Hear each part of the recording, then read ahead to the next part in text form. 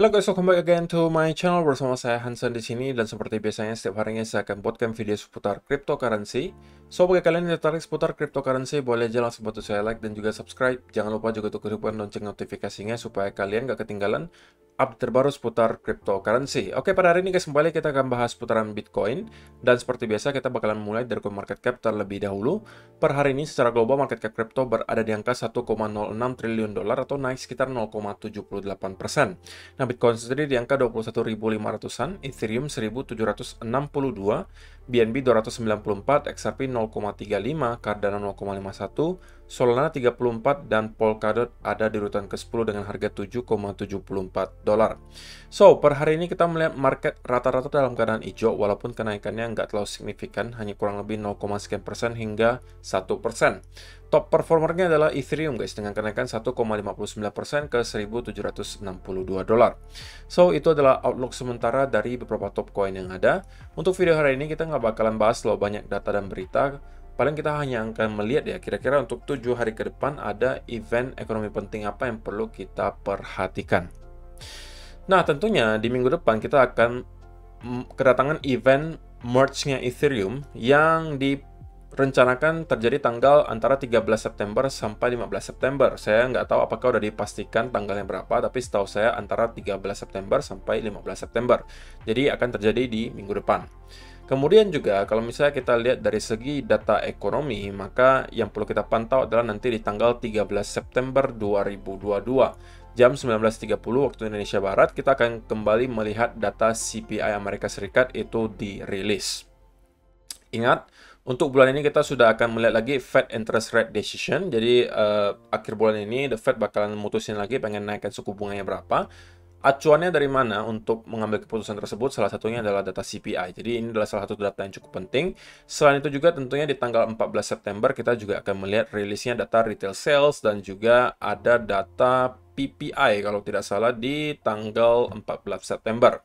Jadi untuk minggu depan sepertinya kita akan mendapatkan minggu yang paling volatil untuk bulan September. Jadi untuk kalian yang traders ya siap-siap saja.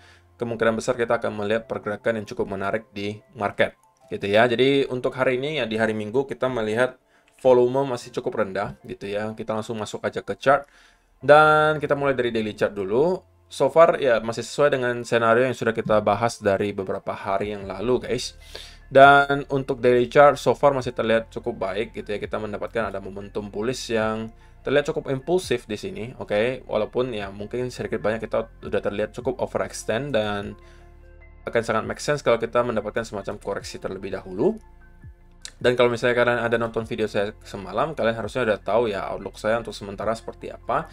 Dimana saya sampaikan bahwa kemungkinan besar yang saya bisa lihat berikutnya terjadi adalah kita mendapatkan semacam push terakhir, kemudian kita akan mendapatkan semacam koreksi. Ya untuk sementara kita memang sudah mendapatkan push tersebut gitu ya. Dan pertanyaan selanjutnya, apakah kita memang sudah akan terkoreksi dari sini? Karena di sini kalau kalian perhatikan sebelumnya juga memang merupakan area resistance ya guys. Oke, kalian perhatikan di sini 21.800 sampai 900-an yang juga udah kita retest kurang lebih di sekitaran area tersebut dan kita mendapatkan sedikit rejection.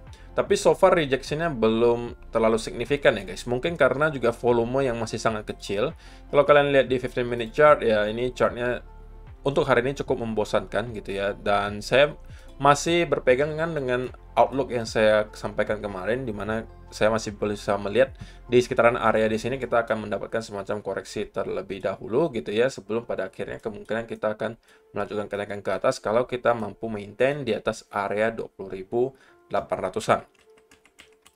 Dan kalau misalnya kita lihat dari segi indikator juga memang sudah menunjukkan hal yang sama nih guys, di mana kita sudah mendapatkan ada indikasi bahwa para bulls sudah sedikit banyak kehilangan tenaga, di mana kita membentuk higher high secara terus-menerus, tapi di indikatornya kita sudah membentuk yang namanya lower high.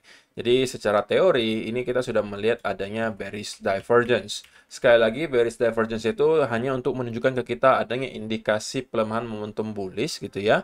Tetapi bukan berarti kita langsung akan sell dari sana. Kita perlu konfirmasi lebih lanjut. Untuk sementara kita sebenarnya bisa aja membentuk semacam pattern gitu ya. Kalau katakanlah kita akan kembali naik, bisa aja kita akan membuat semacam pattern, mungkin semacam rising wedge gitu ya. Baru pada akhirnya kita akan drop nantinya dari sini, dan kita akan start koreksi yang saya expect dari hari kemarin. Kalian harusnya udah tahu, dan dari sana mungkin kita akan baru start lagi building momentum ke atas. Jadi untuk sementara guys, karena kita volumenya juga masih kecil, saya rasa nggak terlalu make sense kalau kalian seharian ini juga mantauin chart. Relax dulu guys, relax dulu, refreshing. Hari ini hari Minggu, volume tidak ada, stock market juga lagi tutup. Kemudian ya forex market juga tutup, jadi volume perdagangan terlihat cukup kecil. Dan ya saya rasa kalian kalau misalnya pengen trading, tunggu aja dulu minimal besok lah minimal gitu ya. Kalau mau lebih volatil mungkin bisa nunggu nanti di hari Selasa ketika data CPI-nya dirilis, kemungkinan baru dari sana market akan bereaksi secara lebih volatil gitu ya. Saya rasa itu aja sih untuk hari ini guys, tidak banyak yang bisa dibahas karena memang volume juga masih kecil. Terima kasih yang sudah menonton sampai selesai video hari ini. Semoga bermanfaat untuk kalian semua, dan kita akan bertemu lagi di video yang berikutnya. Bye-bye.